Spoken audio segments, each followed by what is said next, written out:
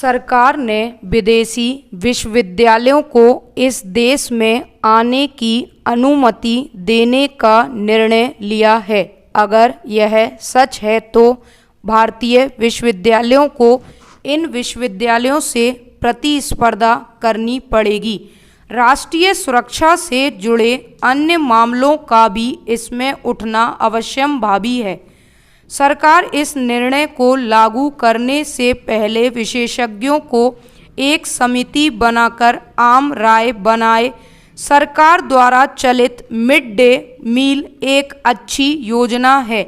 इसके कारण स्कूलों में आने वाले बच्चों का प्रतिशत बढ़ा है, लेकिन इसमें दिए जा रहे आहार को पोषण मानकों के अनुसार होना चाहिए।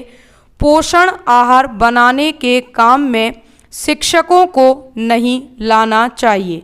सरकार को पोषण आहार बनाने के काम को इस क्षेत्र में कार्यरत महिला बचत समूहों को दिया जा सकता है।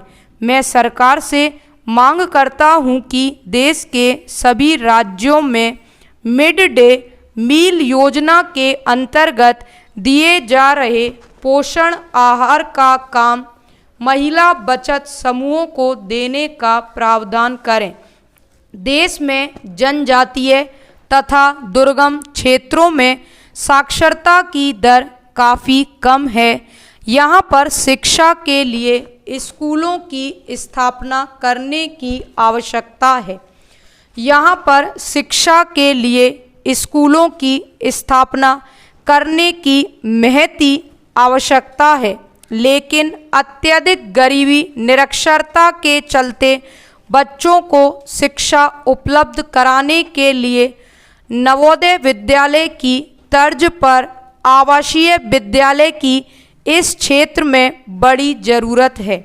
मैं सरकार से मांग करता हूं कि जनजातीय क्षेत्रों में आवासीय विद्यालय शुरू करने के लिए आवश्यक धनराशि का आवंटन कर इस पर कार्यवाही करें। मानव संसाधन विकास मंत्रालय द्वारा 10वीं की बोर्ड परीक्षा रद्द करने की बहस छिड़ी हुई है।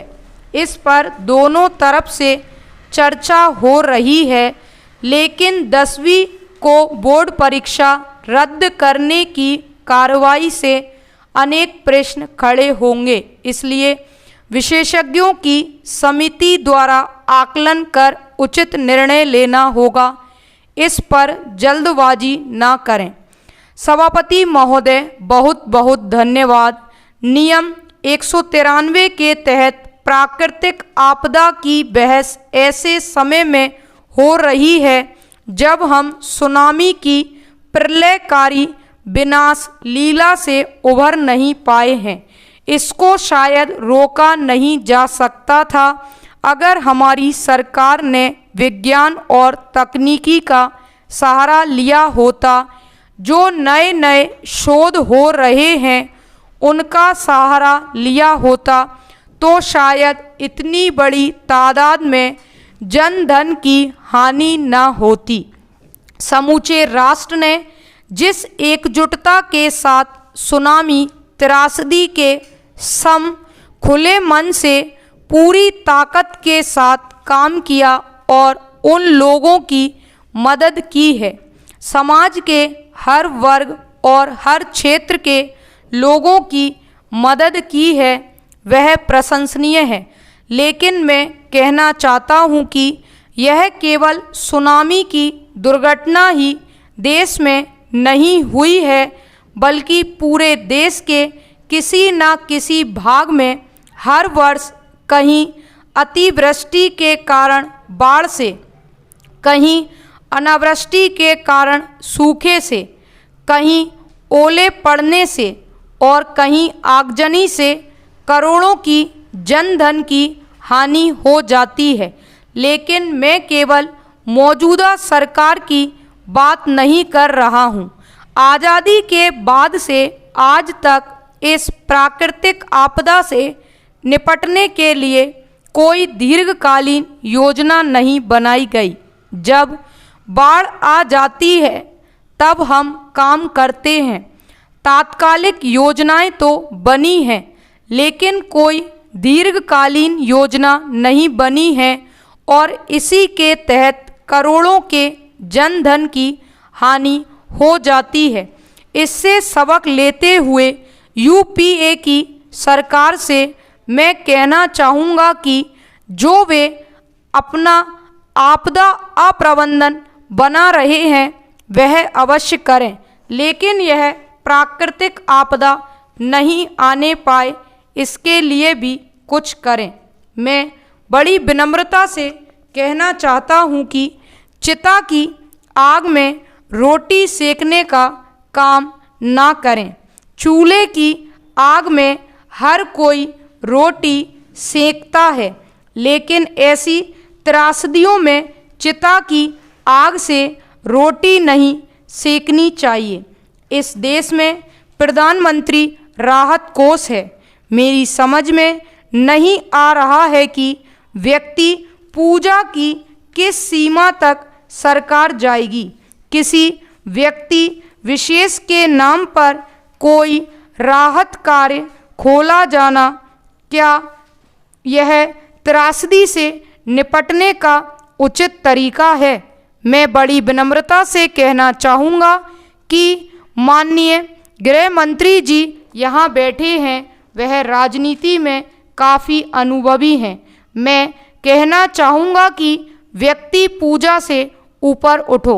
व्यक्ति कितना ही महान हो, पथभ्रष्ट हो सकता है और इसलिए पथ देखना चाहिए, पथिक नहीं देखना चाहिए।